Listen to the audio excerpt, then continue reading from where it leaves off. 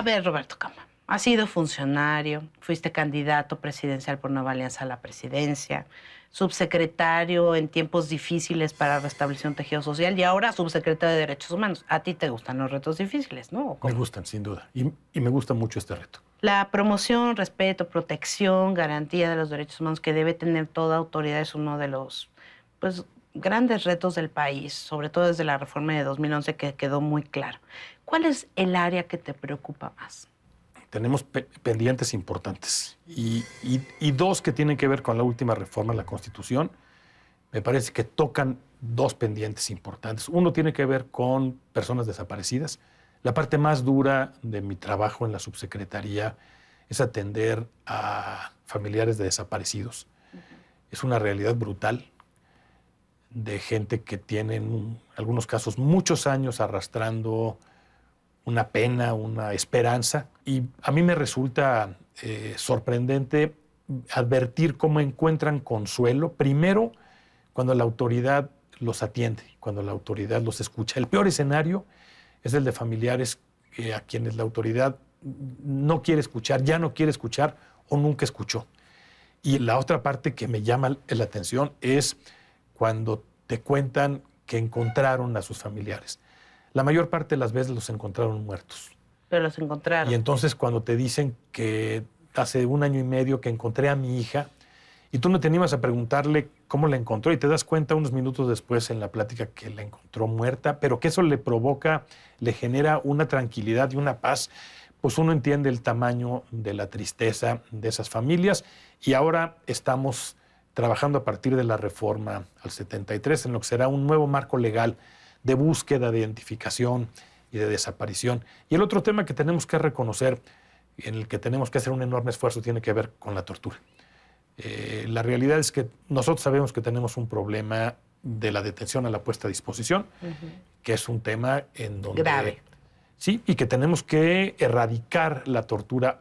Afortunadamente, me parece, hicimos una reforma al sistema de justicia Penal. Y esa reforma hace que las confesiones mediante tortura hoy no solamente echen abajo esa prueba, sino en muchos casos, siendo la única, echen abajo el proceso completo. Pero hay que trabajar, sin duda, con las corporaciones de policía, con las preventivas, con las ministeriales, porque uno tiene que reconocer también lo terrible que significa soltar gentes que son responsables, pero también uno tiene que reconocer lo terrible que representa tener en la cárcel gentes que son inocentes y que fueron hechos responsables mediante la tortura.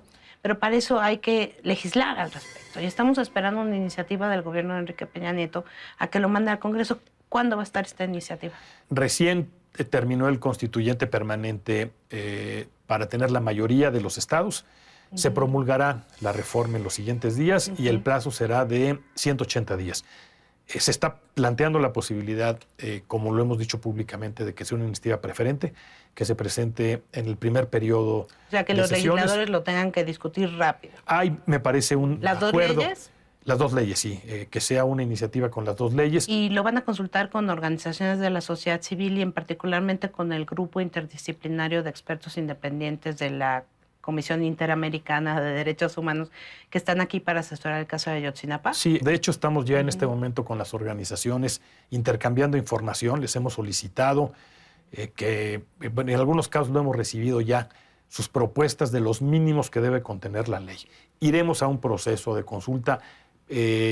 Yo confío en que podremos hacerlo público también para que cualquier gente pueda opinar sobre esta norma y de manera muy importante estamos trabajando con organizaciones de desaparecidos para que la voz de los desaparecidos, de la gente que ha tenido pues, la experiencia en este tema en particular, puedan ayudar también a la conformación de la ley. Explícame con palabras de centavo qué es una desaparición forzada y qué son las demás desapariciones para entrar a hablar qué vamos a hacer en ese caso de las desapariciones. Las forzadas son en las que interviene un representante del gobierno, la policía, por ejemplo, un policía ministerial, un militar, alguien que forma parte de la estructura del gobierno, o una gente que no forma parte de la estructura del gobierno, pero que lo hace a petición, con conocimiento de un agente que forma parte del gobierno. Por ejemplo, los 43 de Ayotzinapa, eso es desaparición forzada.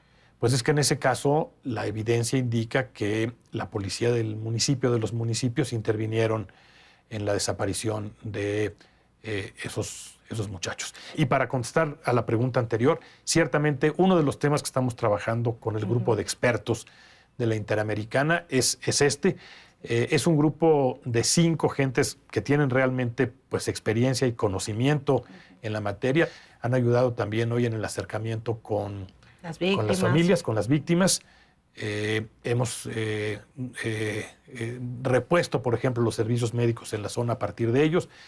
Han tenido encuentros con el comisionado Galindo para efecto de líneas de búsqueda. Han tenido relación con los presos, con los ministerios públicos. Menos con el batallón, que insisten en hablar con el batallón de Iguala. Que es un tema que se está analizando todavía. ¿Pero por qué tanto análisis, oye? Mira, lo que es indispensable es que lo que suceda, particularmente aquí, tenga un sustento legal, esté apoyado en la ley. El mandato del grupo de expertos, lo que se firmó con la OEA, refiere también que todo tiene que hacerse con apego a la ley, y es en esos términos que se está revisando este tema. ¿Cuántas desapariciones forzadas hay en el país? Porque hay danza de cifras. Yo no quisiera entrar en este momento otra vez en un tema de cifras. Estamos ¿Pero son menos de 1,000? No, sí, claro. Las referencias de las forzadas estamos hablando de cientos. Los demás son personas que no se encuentran, que también es un caso muy grave. Es un caso grave, pero pues tiene otras características. Estos registros de personas no localizadas son registros que existen en todo el mundo. Por ejemplo, en Estados Unidos es un registro que tiene el FBI. Tú puedes consultar en la página del FBI. El registro en este momento es como de 86,000, con el dato de principios de este año. Pero para eso es importantísimo tener una base de datos genéticos. ¿Ya estamos trabajando en eso? Sí, y la ley de manera puntual va a precisar la necesidad de contar no solamente a nivel nacional, sino en cada una de las entidades federativas con los instrumentos que permitan la búsqueda y la localización de las personas, que no llegan a su casa, las personas que, y naturalmente pues aquellos que no vienen, que no regresan porque participó algún elemento del Estado. Hace unas semanas el secretario de la Defensa dio una entrevista muy interesante. Es poco común que un secretario de la Defensa hable en una entrevista. Y una parte que a mí en lo particular me preocupó al hablar del fuero militar decía, a mí me preocupa porque entonces los soldados pueden escoger entre ser juzgados por desobediencia o por no respetar los derechos humanos. La entrevista me deja ver quizá una posible contradicción. No hay una contradicción alguna, ya ha permeado la cultura de derechos humanos al ejército de manera tal que no hay contradicción alguna. Yo creo que el ejército ha hecho uno de los esfuerzos más importantes en las estructuras de la administración para que la reforma de 2011 se convierta no solamente en la letra de una ley, sino se convierta en una cultura, en una institución. Como yo entendí el tema, tiene que ver con esta discusión del fuero, efectivamente. ¿Fuero militar? Se modificó la ley y hoy cuando hay un asunto en el que interviene un militar y un civil, el fuero que lo juzga es el fuero civil. El planteamiento es qué sucede cuando hay un tema que es de un militar con otro militar.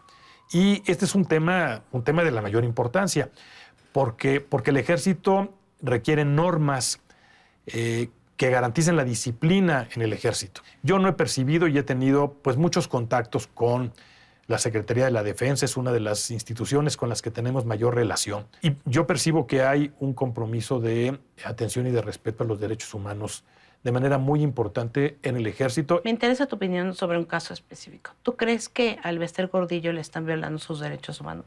Yo creo que no es un tema de violación de derechos humanos, me parece. He conocido el tema y he tenido oportunidad de conversar con ella. Déjame decirte que he tenido una conversación en el último año. Hasta ahorita no, pero ella tiene derecho a salir por su edad, por su situación de salud.